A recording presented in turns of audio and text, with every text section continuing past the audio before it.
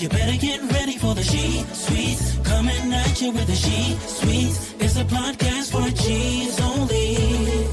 C-Suites. You better get ready for the She Suites. Coming at you with the She Suites. It's a podcast for G's only. C-Suites. You better get ready for the She Suites. Coming at you with the She Suites. It's a podcast with Jodi Hood. Hello, and welcome to She Suites Podcast with your host, yours truly, Jodi Easterling Hood. This is a place where She Suite executives laugh and cry. We share and compare unfiltered realities that our male counterparts will never face. It is the place where we thrive and we survive.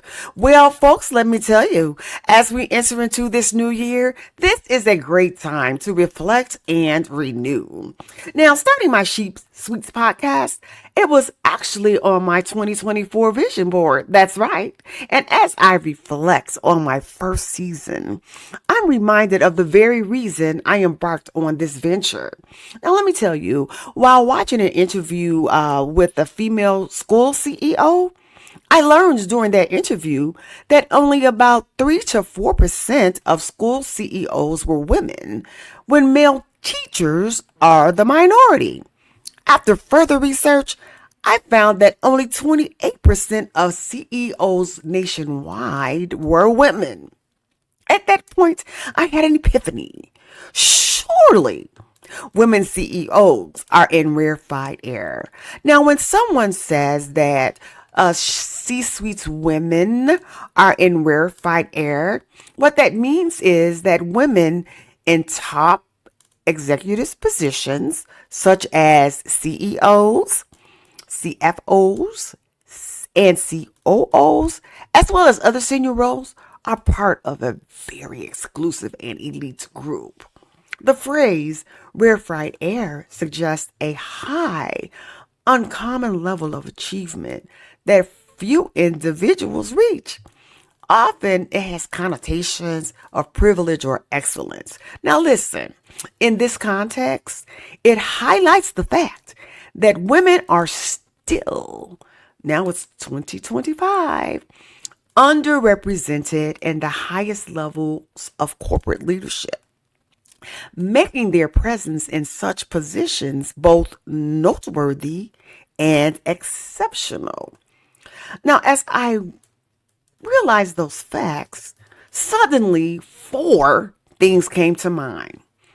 The first, surely these women have overcome significant barriers to achieve their status in a male-dominated space, the C-suite. Second, that space has to be lonely and intimidating. Thirdly, this came to mind. There's a great need for diversity, equity, and inclusion in the C-suites. And lastly, I asked myself this question: what could I do in my little tiny corner of the world to support She-suites and encourage young women to aspire to become a She-suite? Thus, the She Suites podcast was born.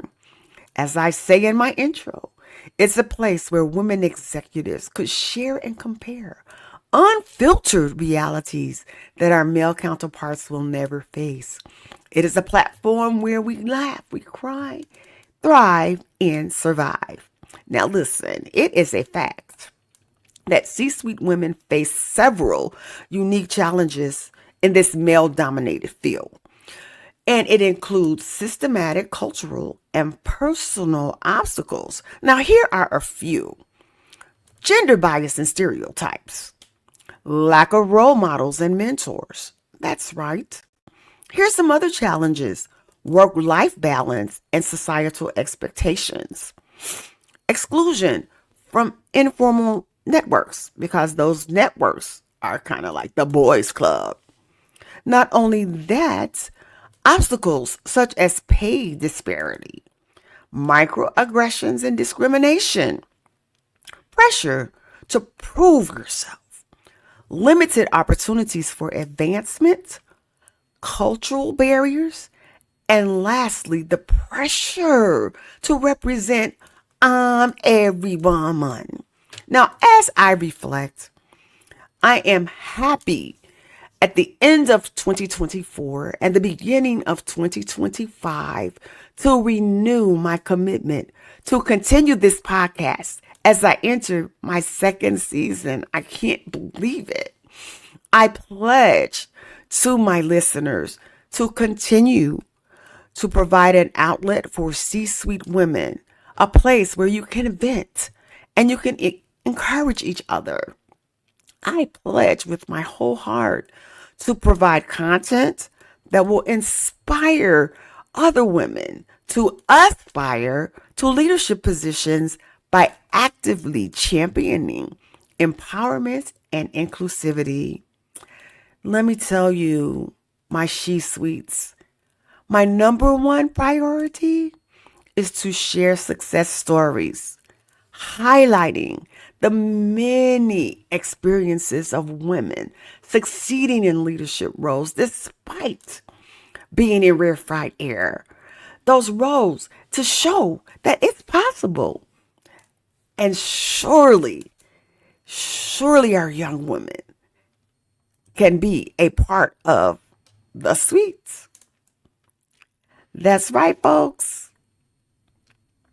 Now, I know by paving the way and actively lifting others as they rise, C-suites women can significantly impact future generations of female leaders. That 3 to 4% can easily be 50. The 28% worldwide or nationwide can easily be 50%. I know that's a lofty goal, but let's reach for the stars, people. And as we move into 2025, perhaps there's content that you would like me to share. Just hit my inbox on Facebook or LinkedIn. Perhaps you'd like to be a guest to share your stories. Honey, I am just one email away. So as I end my podcast, you know what I'm going to say. Like me on Facebook. Connect with me on LinkedIn. Subscribe to my YouTube channel. And in 2025, we are going to continue walking the walk and talking the talk. And I come to continue to serve notice on the C-suite male executives. C-suites, the she-suites are coming at ya. Until next time, women, let's keep doing what we do. Welcome to the podcast for G's only. For G's only. And it's for all women who's at the C-suite level. CEO. And we're coming your way to share our stories in leadership. So we walking the walk, talking the talk.